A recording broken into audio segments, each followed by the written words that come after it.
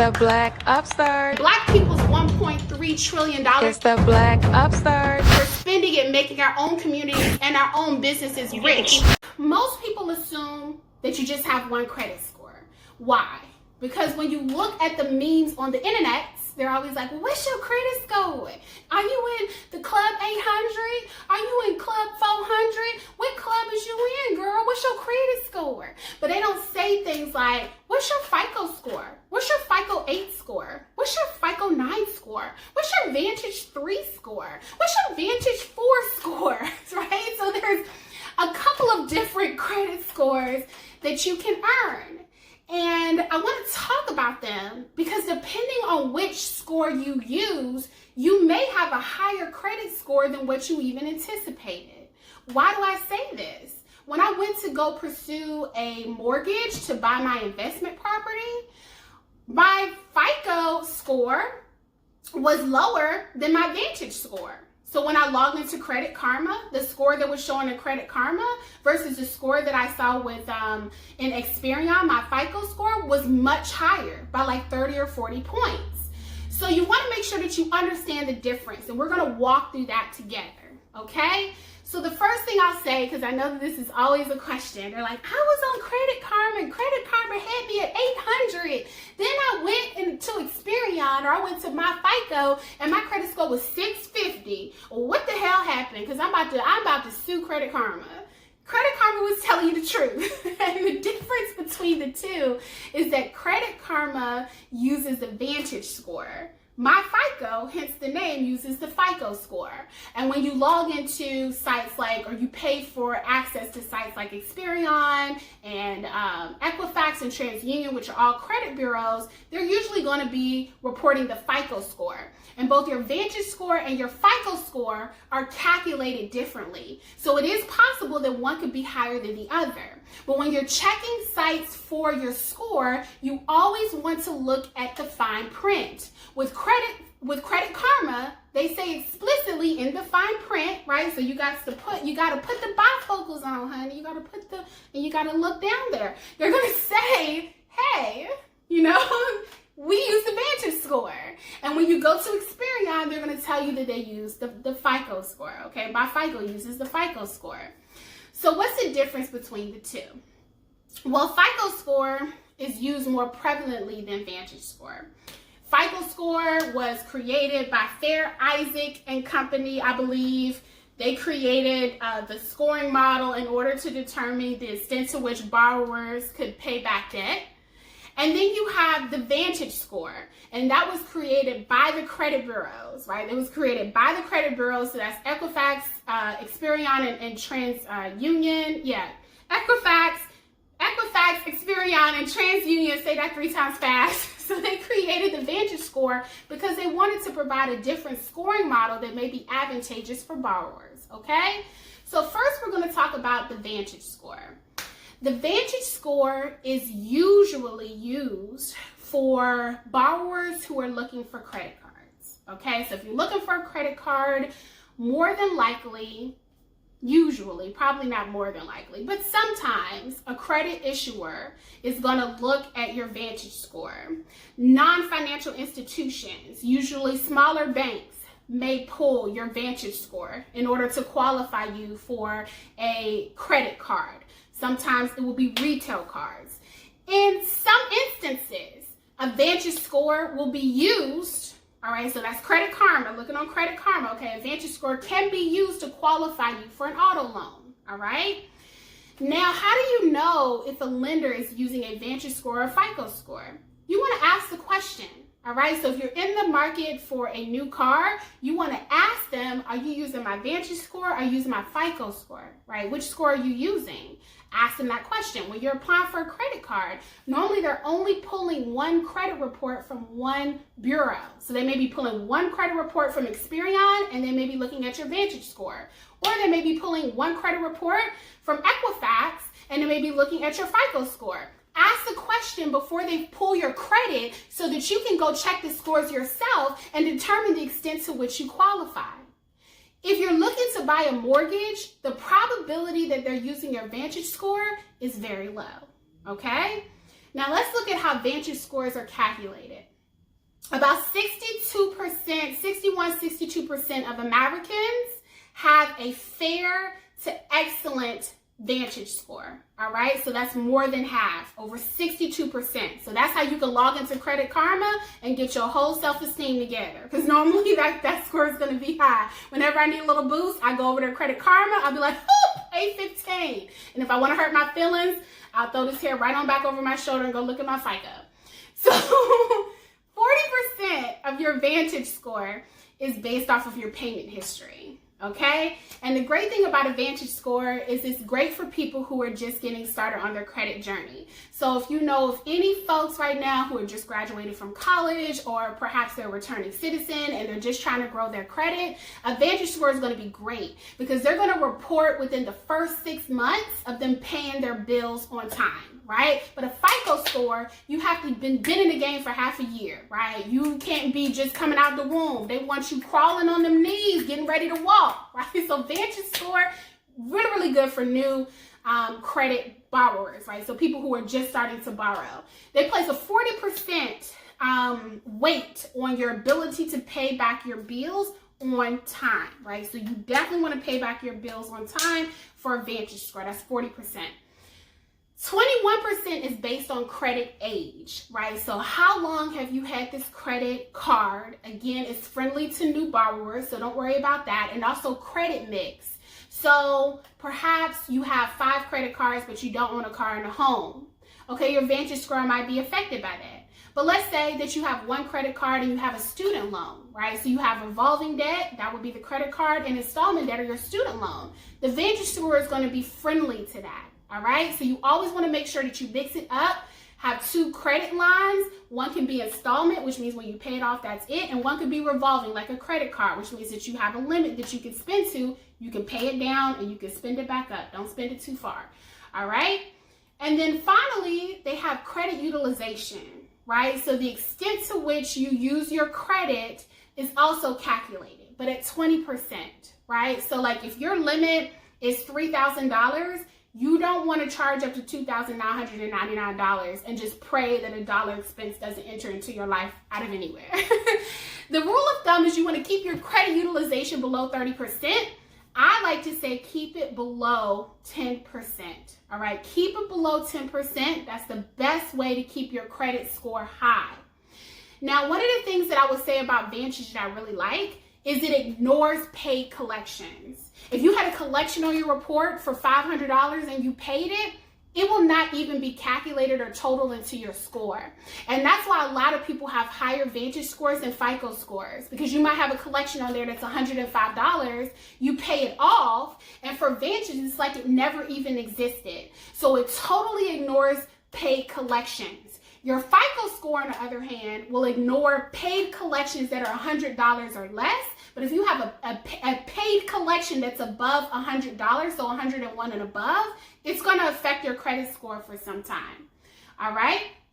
Also, the Vantage score calculates your rent payments, on-time mortgage payments, on-time utility payments. Pay that light bill. Tell your baby turn off the water. All right, tell the baby turn off the water, child. You over there taking 3-hour showers. I gotta pay this utility bill so my Vantage score can get high. Turn off the water. Okay, don't get me started. I don't have no babies. They don't keep the water on. But if they did, I'd be telling them that. And then finally, they allow a 14-day window for you to go shopping for products within a certain category. All right, so like let's say you're furniture shopping. You can go to 4 different furniture stores and have them all pull your credit, and your credit score won't suffer from a hard inquiry.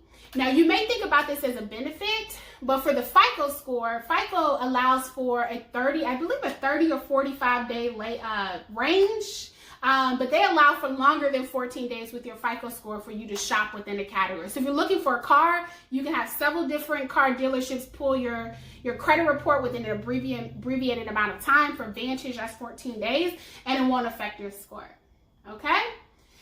The other thing is, and I know that this has been traveling across the internet, Authorized Users. and y'all have heard me talk about it. You've probably heard other financial professionals talk about it, but an authorized user is someone who allows you to put your name on their account, and when you do that, you inherit their good credit score. So if you know someone who has an excellent credit report and an excellent credit score, they can add you as an authorized user, and then their credit history, their good credit history, is then listed on your credit. For Vantage Score, that matters more than FICO, right? So like when you're talking about, oh, my baby about to inherit my good credit score. I got a 750, baby about to get a 749, right? That matters more with Vantage than FICO. So keep that in mind. If someone has added you as an authorized user and you're looking to go and you're in the market to buy a car, or you're in the market to get your own credit card, ask them to pull your Vantage score, not your FICO score, right? More than likely they're pulling your Vantage 3 score, but ask them, are you pulling my Vantage 3 or my Vantage 4, right? Or my FICO 8, okay? So let's keep going. Let's talk about your FICO score, all right? Now here's what's important. Your FICO score, that is the most prevalently used score across all major lenders and most lenders. Usually they're using the FICO 8. The reason why I'm saying FICO 8, because there's a FICO 9 score, there's a FICO 10 score. When you are applying for a mortgage, they're looking at your FICO 2, 4, and 5 score. FICO's got numbers all over the place. It's like FICO went and pledged the credit score fraternity, the credit score sorority, and they got the whole line. 1 all the way through 10. 10's coming out, okay? 1 through 10. It's like, come on, your ace, and then you got your tail, a 10. But you want to know which number they're using. Usually it's a FICO 8 when you're applying for credit cards, auto loans, and other loan products, okay? So you want to ask what your FICO 8 score is. So it's used by 90% of top lenders. So you definitely want to make sure you're checking this score. Again, you can check this score at MyFICO. You can check it at Experian, Equifax, TransUnion. I personally use Experian. You cannot check your FICO score at Credit Karma. That's important to know. 35% of this score is going to be based on your payment history. So continue to pay your bills on what? On time. The thing about it is that isolated late payments won't affect your FICO score as much as consistent late payments, right? So if you had a 30-day late payment in 2019, March 2019, but then you had no late payment all the way through 2021, or you had a late payment in 2019 and 4 years prior you didn't have a late payment, it will not drop your score as dramatically as if your credit institution or your financial institution is like, oh my God, Keisha paid her bill on time this month. And then Shirley, where'd Shirley go? Shirley's like, girl, she did, because she don't never be paying. We be over here like, is she going to get 30, 60, or 90? Because she ain't going to get the 0, meaning that she paid us on time. So like, be on time. And the great thing about FICO is that if you can be on time more than you're late, it won't drop your score as much, okay? Shirley just keeps on making an appearance in our, in our live today, right? So the other thing is 30% is credit utilization. We already talked about that. If your credit limit is $5,000, only spend up to 10%. I'm a political science major. I'm not going to do that math for you. You got a calculator, pull it out. So you only make it 10%. 10% of whatever your credit limit is. But you can go all the way up to 30% of your credit limit, and usually that will not drop your score, okay?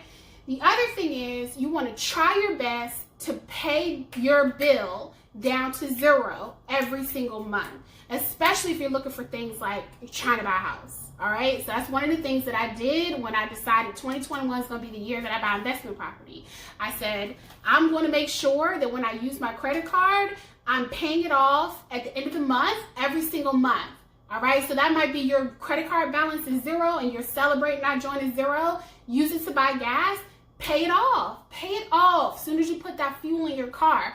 You know, if you're using it to buy groceries, pay it off at the end of the month, okay? So you want to show that you're using your credit, but you're also paying it with capital that you have in hand. Especially works around the time where you're looking to pull scores for mortgage lenders, okay?